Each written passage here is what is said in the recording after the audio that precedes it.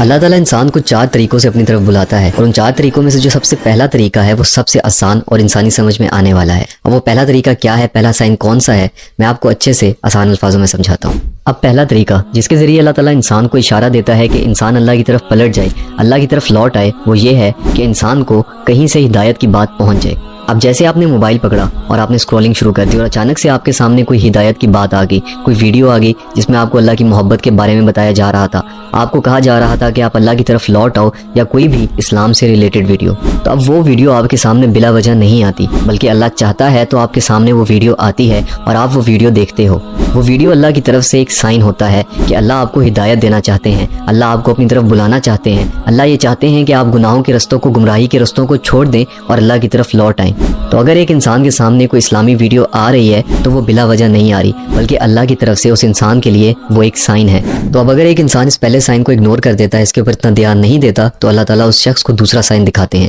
وہ دوسرا سائن یہ ہے کہ اللہ تعالیٰ اس کے آس پاس کے لوگوں کو اس کے پاس بھیجتے ہیں ہدایت کے لیے، وہ اس کو کوئی ہدایت کی بات کرتے ہیں، دین کی بات کرتے ہیں۔ اب اگر آپ کے ساتھ رہنے والوں میں سے کوئی انسان آپ کو گناہوں سے روکتا ہے، وہ انسان آپ کے ماں باپ بھی ہو سکتے ہیں، آپ کے بہن بھائی بھی، رشتہ دار بھی، یا دوست وغیرہ بھی، تو وہ بھی اللہ کی طرف سے ایک سائن ہے کہ اللہ آپ کو اپنی طرف بلانا چاہتا ہے، ہدایت دینا چاہتا ہے۔ تو اگر کوئی انسان آپ کو گناہوں سے روک رہا ہے، آپ کو نیکی کرنے کا بار بار کہہ رہا ہے، تو وہ انسان یہ سب خود نہیں کر رہا، بلکہ اللہ اس انسان سے یہ سب کروا رہے ہیں۔ تو اگر آپ کا کوئی دوست یا کوئی بھی انسان جس کو آپ جانتے ہو یا نہیں جانتے ہو، وہ آپ کے پاس دین کی بات لے کر آتا ہے، آپ کو سمجھاتا ہے، تو اس کو سنیں اور سمجھیں، کیونکہ وہ انسان آپ کے پاس خود نہیں آیا، بلکہ اللہ نے اس انسان کو آپ کے لیے آپ کے پاس بھیجا ہے۔ اب اس دوسرے سائن میں ایک بات اور بھی ہے، اور وہ یہ ہے کہ آپ کے رشتہ دار، دوست یا گھر والے جو آپ کے ساتھ رہتے ہیں اور وہ بھی وہی گناہ کر رہے ہیں جو آپ کر رہے ہیں، اور ان کے اوپر اس گناہ کی وجہ سے کوئی مصیبت، پریشانی یا بیماری آ جاتی ہے اور آپ پر نہیں آتی، تو یہ بھی ایک سائن ہے کہ اللہ آپ کو موقع دے رہے ہیں توبہ کرنے کا، اپنے گناہوں والی زندگی کو چھوڑنے کا۔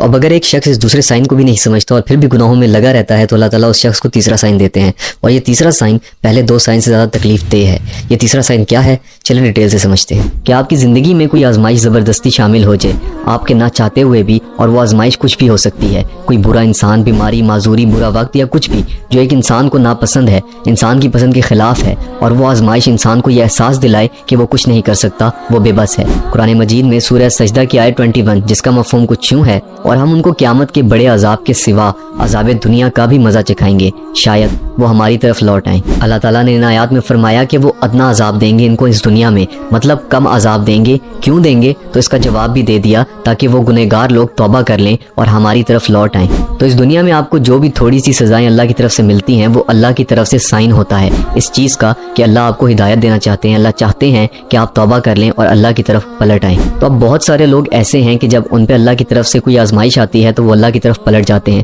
اور توبہ کر لیتے ہیں، لیکن بہت سارے ایسے لوگ بھی ہیں جن پر اگر آزمائش آئے تو وہ توبہ کرنے کے بجائے اور بھی زیادہ نافرمان ہو جاتے ہیں۔ اور پھر ایسے لوگوں کے لیے چوتھا سائن ہے، اور اگر کوئی نافرمان اس چوتھے سائن کو بھی نہیں سمجھتا تو اس شخص کے لیے آخرت میں سوائے پچھتاوے کے اور کچھ بھی نہیں ہے۔ چوتھا سائن کیا ہے، چلیں ڈیٹیل سے سمجھتے ہیں۔ اب اگر ایک شخص کو ہر طریقے سے اللہ کی طرف سے سائن مل جاتے ہیں، لیکن پھر بھی وہ شخص اللہ کی طرف نہیں پلٹتا، تو پھر اللہ اس کی زندگی کو تباہ کر دیتے ہیں، اس کی زندگی کو بے مقصد کر دیتے ہیں، اللہ اس شخص کو اس کے حال پر چھوڑ دیتے ہیں۔ اب اگر آپ سوچ رہے ہیں کہ تباہی تو یہ ہے کہ ایک بندہ مر جائے، یا کسی بندے پہ ایسی بیماری آ جائے کہ وہ بستر پر آ جائے، یا پھر کچھ ایسا ہو کہ اس سے ساری نعمتیں چھین لی جائیں، تو آپ غلط ہیں۔ بلکہ اس انسان کو اللہ صحت بھی دیں گے، دولت بھی دیں گے، اس کی خواہشات بھی پوری ہوں گی، لیکن صرف اور صرف اس وقت تک جب تک وہ اس دنیا میں زندہ ہے۔ تو اب سوال یہ آتا ہے کہ آخر پہ تباہی ہے کیا؟ اصل تباہی یہ ہے کہ کسی انسان کی زندگی سے اللہ نکل جائے اور اس کے دل میں اللہ کو چھوڑ کر اس دنیا کی چیزوں کی محبت بھر جائے۔ اور جس انسان کی زندگی کا مقصد دنیا بن گیا اور اس کے دل میں دنیا کی محبت بھر گئی،